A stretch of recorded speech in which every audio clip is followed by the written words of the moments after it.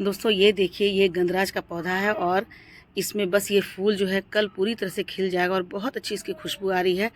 और इसके जैसे मेरे इस प्लांट में देखिए पत्तियां तो कम हैं लेकिन बहुत सारे इसमें फ्लावर बड बने हुए हैं। आपको हर जगह दिखेंगे इतने अच्छे और हेल्दी फ्लावर बड। वैसे तो गार्डेनिया यानी गंधराज के पौधे पर बहुत सारे फ्लावर बड आते हैं लेकिन वो थोड़े से कमज़ोर होते हैं तो वो गिर जाते हैं।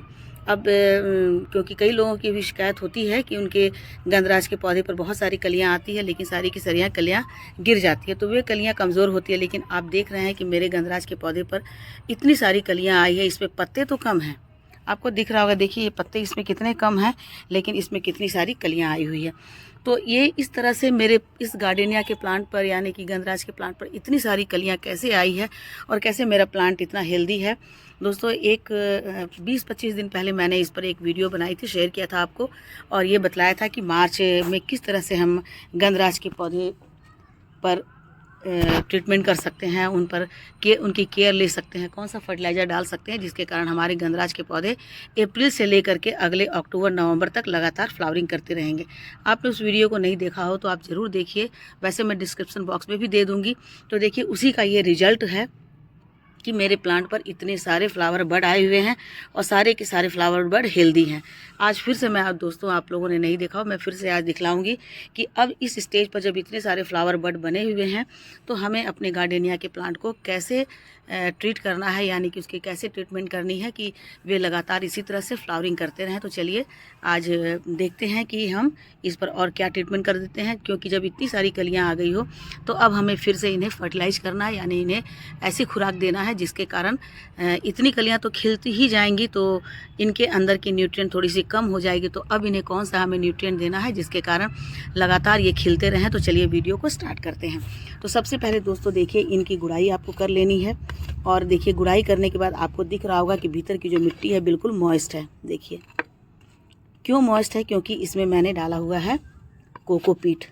तो सबसे पहले तो आप ये जान लीजिए कि जो गार्डेनिया के प्लांट होते हैं यानी गंधराज के जो प्लांट होते हैं वो मॉइस्चर लविंग होते हैं। यदि इसके अंदर मॉइस्चर नहीं होगा तो गार्डेनिया के जो प्लांट है बहुत अच्छे से परफॉर्म नहीं कर पाएंगे, ग्रोथ नहीं कर पाएंगे, और इनमें यदि कलियां आएंगी भी तो वो गिर जाएंगी, जैसे कई लोगों की होती है। मेरे भी शुरुआत में हुए थे, मैं इसके पहले भी 2 प्लांट गार्डेनिया के लगा चुकी थी, काफ़ी उसमें फ्लावरिंग हुए थे, बहुत सारी कलियां आई थी, लेकिन सारी की सारी कलियां खिली नहीं, कुछ कलियां गिर भी गई थी।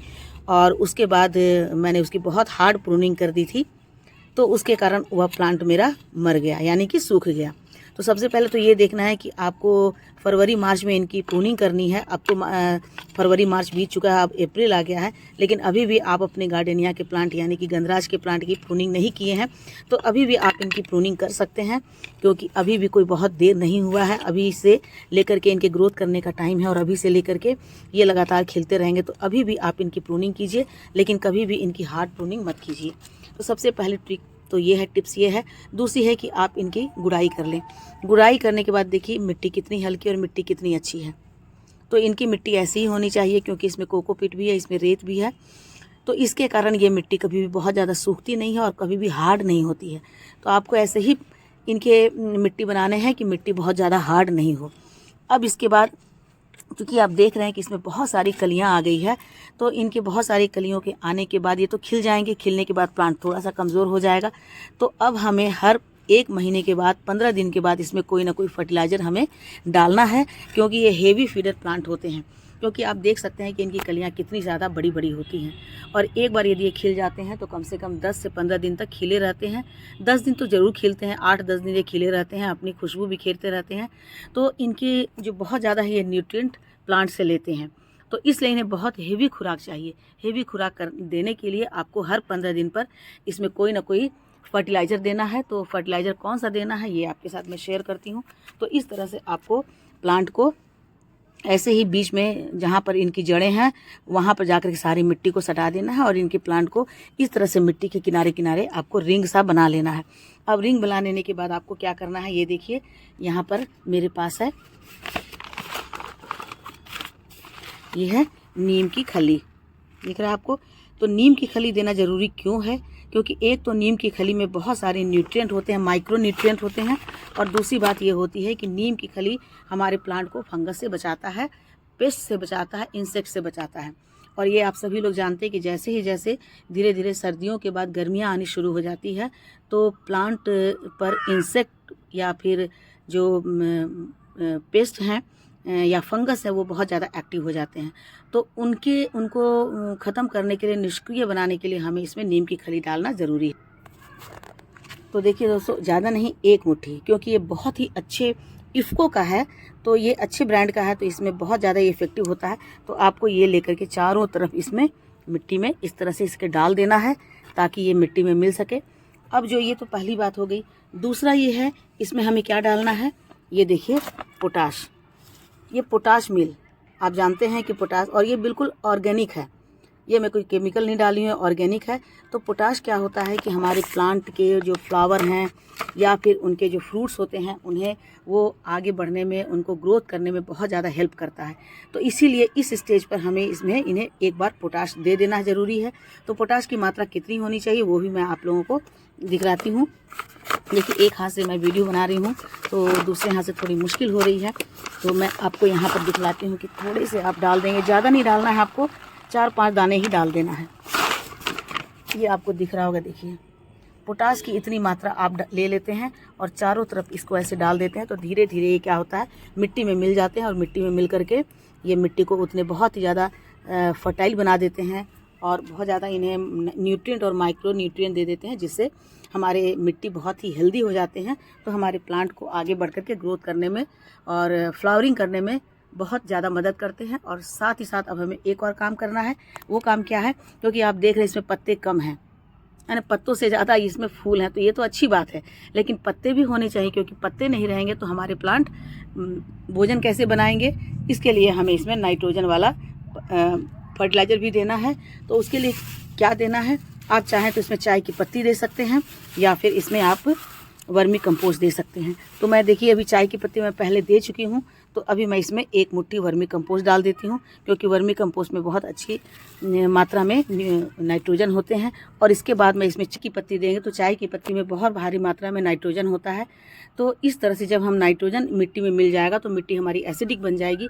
जब मिट्टी एसिडिक बन जाएगी तो बहुत अच्छे से मिट्टी में जितने भी हमने फर्टिलाइज़र डाला है उसे बहुत अच्छे से वो ले पाएंगे और उसके बाद मिट्टी हमारी बहुत ही हेल्दी बन जाएगी।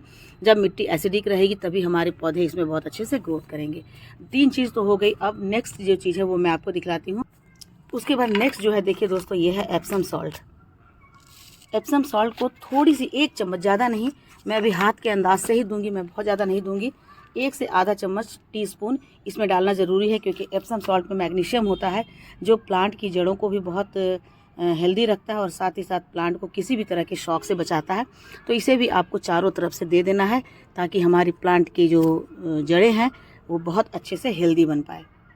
अब जो सबसे इम्पॉर्टेंट चीज़ है वो है लिक्विड, क्योंकि गर्मियाँ आ रही है तो हमें लिक्विड इसमें फर्टिलाइज़र डालना है।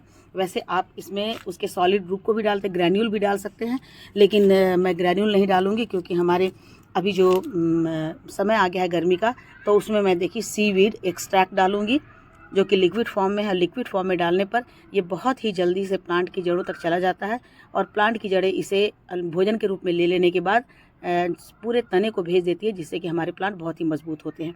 तो पिछले महीने जब मैंने मार्च में बनाया था तब मैंने यही सीवीड एक्सट्रैक्ट दिया था, जिसके कारण हमारे प्लांट इतने हेल्दी बन पाए हैं। तो इसे भी देने का क्या तरीका है दोस्तों, वो भी मैं आपको बताती हूँ। तो सबसे पहले तो ये सब डाल देने के बाद आपको इन्हें मिला लेना है अच्छी तरह से, और जो प्लांट के जड़ों के पास हमने मिट्टी को इकट्ठा किया था उस मिट्टी को फिर से हमें बराबर से कर देना है, ताकि जितने भी हमने न्यूट्रिएंट इसमें डाले हैं, फर्टिलाइज़र डाले हैं, वो मिट्टी से ढक जाए।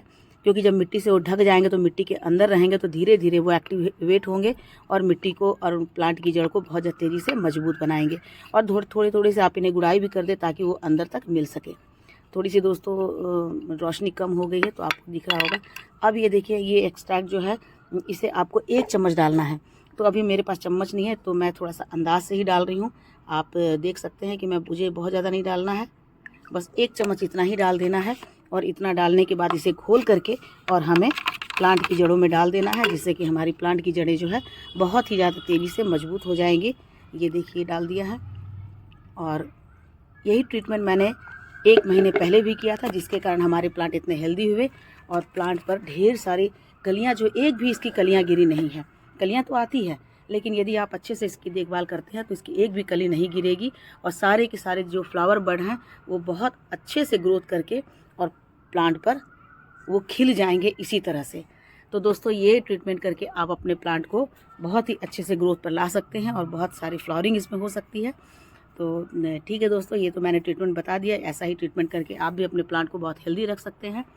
तो वीडियो अच्छी लगी हो तो लाइक शेयर कमेंट कीजिए और मेरे चैनल पे नए हैं तो मुझे सब्सक्राइब भी कर लीजिए।